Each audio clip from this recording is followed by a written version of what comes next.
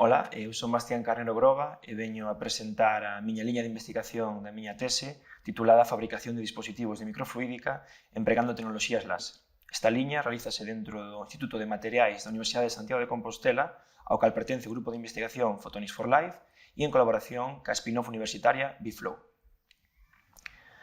Antes de comezar, debo introducir o concepto de microfluídica, pois será moi importante ao longo desta presentación.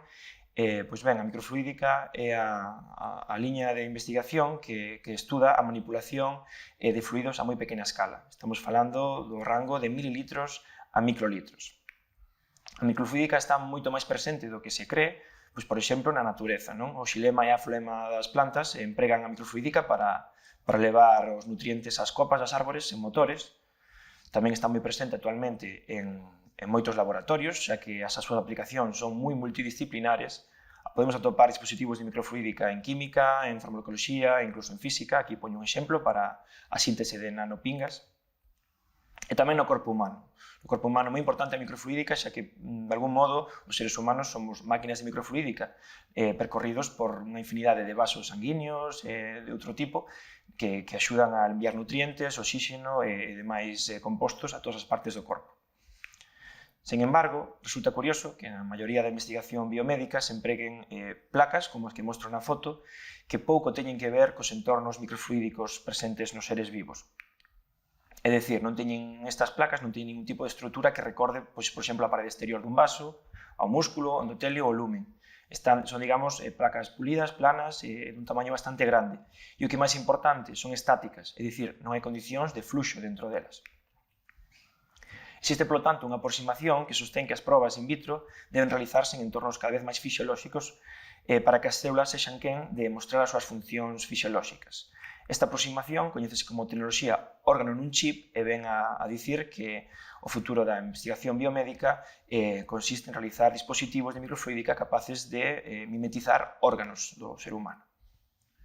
Aquí podo presentar xa o obxectivo principal da miña tese de doutoramento, que vai a consistir en fabricar un dispositivo que simule unha bifurcación coronaria, que esta estrutura que podemos ver na imaxe atópase no noso corazón e ten forma de Y.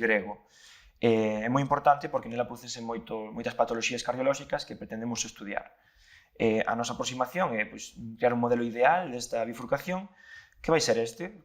Como somos físicos e nos gusta simplificar as cousas, pois este modelo vai ter forma de Y, verdad? E vai a constar cun inlet no que vamos a introducir o líquido e con dous outlets polos que van a sair. Polo medio vamos ter esta estrutura de bifurcación na que poderemos realizar toda clase de estudos fisiolóxicos. Para fabricar este dispositivo, pois vamos a empregar dúas tecnoloxías baseadas en láser, vale? En tecnoloxías ópticas. A primeira vai ser a impresión 3D baseada en estereolitografía. Aquí presento un pouco o seu principio de funcionamento, no cal un láser vai a ir fotopolimerizando unha resina en estado líquido contida dentro dun tanque para así, capa a capa, crear o obxecto que nos interese. Neste caso vai ser un molde para esta bifurcación. E logo vai se combinar con litografía branda. Aquí temos un molde que anteriormente mencionei e que vamos a replicar con PDMS. Aquí o molde saindo da impresora. E aquí temos xa todas as réplicas. As réplicas realízanse en PDMS, que é polidimetilsiloxano, é un polímero moi empregado en microfluídica porque ten unhas propiedades moi interesantes. Transparencia óptica, biocompatibilidade, elasticidade. Por último, estes dispositivos de PDMS pódense selar contra un porta de microscopio común mediante a activación por plasma de oxígeno. Unha das principais vantaxes e aportacións interesantes da miña tese é que, digamos, solventa o problema da sección dos canais. Típicamente, en microfluídica, as canles teñen esta sección semicircular, vale? Como a noso obxectivo é parecernos cada vez máis ao entorno fisiolóxico, pois trataremos de obter unha sección semicircular. E para iso o que desarrollamos foi este tipo de autoconectores tipo Lego que nos axudan a unir ambas metades da nosa canle para obter así unha sección circular. Aquí podemos ver a sección transversal na que se mostran estes conectores que menciono, tipo Lego, facilitando o acoplamento correcto de ambas metades.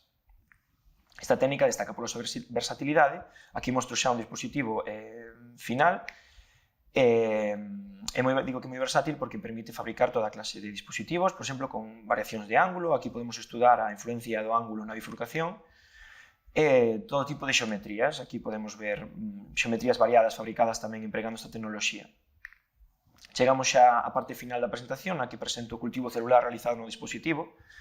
Aquí vemos unha imaxe de células endoteliais humanas cultivadas no que ven sendo a superficie da nosa bifurcación coronaria. Esta é unha imaxe de fluorescencia e cada, digamos, punto verde corresponde a unha célula cultivada, e como vemos o cultivo foi exitoso, satisfactorio, pois atópase distribuído homoxéneamente e todas as células están vivas. Este tipo de dispositivos son facilmente acoplables a dispositivos ópticos comuns nos laboratorios, como por exemplo os microscopios.